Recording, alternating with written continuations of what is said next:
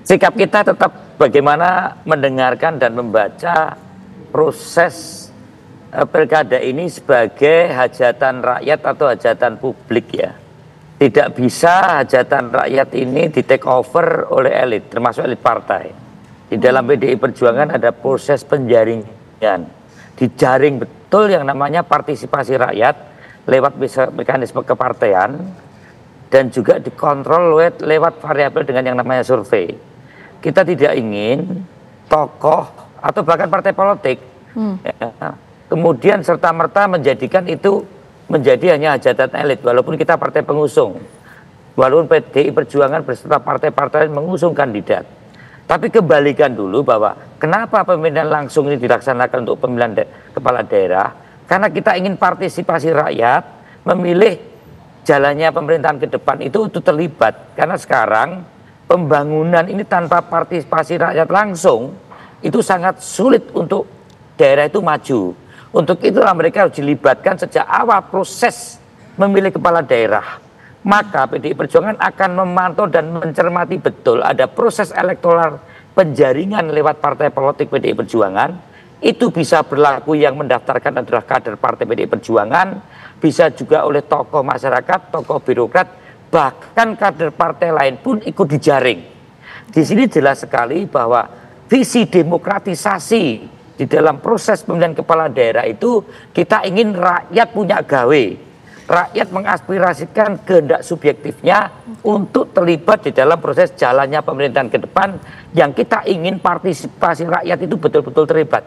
Jadi kita tidak bisa kemudian meredusir hak-hak rakyat untuk menentukan ini dengan berbagai simbol-simbol ketokohan yang kemudian meredusir hak-hak rakyat atau memaksakan seorang tokoh untuk dipilih rakyat. Ini selain menyalahi kehendak kita untuk pilkada langsung, itu juga menyalahi hal-hal yang menyangkut mekanisme demokrasi yang saat ini terjadi di masyarakat bawah. Partai politik pun kita bermusyawarah bermufakat. Misalnya kita bekerja sama dengan partai politik, ada yang dari Golkar, ada yang dari Gerindra, ada yang dari Nasdem, saling melakukan musyawarah mufakat untuk mencari pilihan-pilihan terbaik supaya kerjasama mengusung partai politik ini bisa melahirkan satu figur yang mempunyai tidak hanya populis tapi juga populer di dalam memajukan daerahnya masing-masing. Maka seperti Mas Burhanuddin Muhtadi, kemudian Toto Indiarto, kemudian Hanta Yuda, lembaga-lembaga survei ini sangat efektif untuk membaca. Kemudian apakah itu bisa diambil oleh kemudian dukungan-dukungan pada tokoh-tokoh tertentu? Memang tidak memungkiri ada pattern recognition, ada pola-pola di dalam keputusan pemilih itu juga dari figur-figur yang punya representatif di suatu daerah. Maka kalau Pak Jokowi sekarang memberikan dukungan pada seorang paslon untuk maju pilkada, saya yakin sekali bahwa itu juga akan ada irisan-irisan dari berbagai partai politik termasuk juga dari yang diusung PDI Perjuangan. Tidak serta-merta kemudian siapa yang diinginkan Pak Jokowi pasti akan menang. Oh tidak, Pak Jokowi juga akan membaca ya. Termasuk dari partai PDI Perjuangan, tokoh PDI Perjuangan tidak mungkin kalau ada tokoh yang tidak populer apalagi mempunyai ketidaksukaan yang tinggi, berani nggak Pak Jokowi mendukung orang yang tidak populer dan atau orang yang populer tapi punya ketidaksukaan yang tinggi? Pasti tidak. Intinya jangan diambil alih hajatan rakyat ini menjadi hajatan elit. Terima kasih. Oke, Bang Panel, mungkin kita ingin mendalami begini. Tadi kan Bang Panel menyampaikan tuh bahwa teman-teman Projo sudah memberikan dukungan untuk sejumlah kepala daerah. Kita misalnya bicara soal yang daerah yang battleground lah, yang biasanya untuk pertarungan di pemilu ya, pilkada dan lain sebagainya. Yang sudah mendapatkan dukungan dari Projo itu siapa aja namanya yang masuk bursa Projo?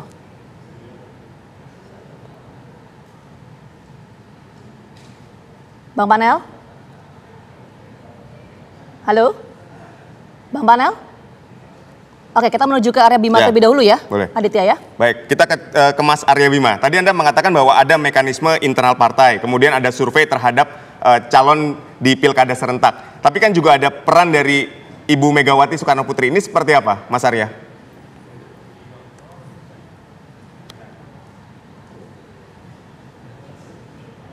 Mas Arya, boleh di-unmute terlebih dahulu? Kita belum bisa mendengar. Oke, Kita silakan. PDI Perjuangan sudah berkali-kali, tepatnya sekitar 5 kali mengikuti pilkada langsung ini dengan berbagai dinamika politik di nasional dan di daerah. Proses penjaringan itu betul-betul bagaimana di dalam surat keputusan partai yang diturunkan ke setiap cabang, juga di setiap daerah perwakilan DPD di tingkat provinsi, itu adalah bagaimana keinginan PDI Perjuangan melibatkan partisipasi rakyat, partisipasi publik di dalam tidak hanya pada saat dia memilih, tapi juga mencalonkan. Nah, proses pencalonan inilah terjadi berbagai kepentingan-kepentingan kelompok yang ada yang ikut dititipkan ke PDI Perjuangan. Tadi prioritas pertama memang kita mempunyai sekolah partai, menyiapkan kader-kader partai untuk disiapkan dalam tugas legislatif, eksekutif maupun struktural. Kemudian ada juga tokoh-tokoh masyarakat dari birokrasi, dari para pengusaha yang terlibat di dalam Kadin atau HIPMI misalnya, atau dari tokoh NU atau tokoh Muhammadiyah. Yang ketiga juga kader-kader partai politik yang memang dia bukan kader PDI Perjuangan, dia anggota atau kader partai lain, tetapi kompetensinya sangat diperhitungkan PDI Perjuangan untuk menjadi kepala daerah, dan dia didukung dengan partisipasi rakyat yang cukup besar. Soal pemilihan kepala daerah ini kan tidak hanya ego partai saja, tapi bagaimana membaca kehendak partai supaya pembangunan di daerah, apalagi dengan spektrum Indonesia yang saat ini begitu luas, kita ingin partisipasi itu mulai terukur sejak pencalonan, kemudian pemilihan, pada saat pemerintah pun partisipasi rakyat di dalam proses pembangunan daerah juga ikut terlibat. Nah, pada saat proses penyaringan inilah, penjaringan, Dewan Pimpinan Pusat tentu akan membaca calon yang dijaring oleh cabang dengan berbagai latar belakang ini sejauh mana di dalam kontestasi nanti akan bisa memenangkan. Nah itu yang ingin kita tanyakan. Partai menjadi tolok ukur kita pada saat mereka nanti dikontestasikan dengan tolok ukur lembaga, salah satu lembaga survei, selain kapabilitas dan kapasitasnya tentu, itu akan mengangkat daerah itu menjadi maju. Baik Mas Arya, kalau artinya tokoh-tokoh yang sedang dijaring oleh PDI Perjuangan itu merupakan tokoh yang didukung juga oleh Pak Jokowi, akankah PDI Perjuangan juga ikut mendukung? Intinya rakyat lah ya. Iya, kalau dari PDI Perjuangan gimana? Pak Jokowi itu, kan PDI Perjuangan yang soalnya kan partai punya tiket untuk mengusung calon. Oh iya, begini, kalau yang kita usung itu kebetulan didukung oleh Pak Jokowi atau tidak didukung oleh Pak Jokowi, buat kita sama saja. Yang kita lihat adalah ini adalah hajatan yang tentunya mendapatkan popularitas dan elektabilitas oleh rakyat.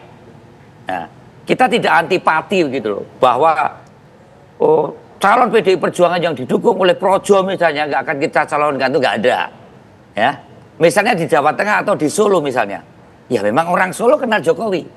Tapi kalau memang yang dicalonkan oleh Pak Jokowi itu tidak memenuhi prasyarat-prasyarat yang memang dalam sistem penyaringan kita atau elektabilitasnya rendah, ya enggak. Jadi sebenarnya variabel Pak Jokowi sini dalam posisi beliau adalah sebagai rakyat yang memang mungkin punya pilihan. Tidak ada yang namanya tiket bahwa setelah didukung Pak Jokowi pasti akan mendapatkan rekomendasi PDI Perjuangan, atau sebaliknya, yang didukung Pak Jokowi pasti tidak akan didukung oleh PDI Perjuangan. Berarti terbuka peluang ya untuk mendukung calon yang juga didukung oleh Pak Jokowi? Subjeknya adalah rakyat. Yang kita jaring adalah kehendak rakyat. Nah, saya juga tidak yakin apakah Pak Jokowi berani berhadapan dengan kehendak rakyat. Misalnya ada orang yang tidak mendapatkan dukungan, tidak mendapatkan popularitas dan elektabilitas di dalam survei. Pak Jokowi ini sedang survei nih. Berani nggak atas nama Pak Jokowi dia dukung supaya menang dalam pilkada, melawan dengan orang yang punya elektabilitas tinggi? Saya kira tidak. Ya. Saya kira tidak mungkin. Jadi saya tidak akan mengatakan ada benturan, tapi juga tidak serta-merta.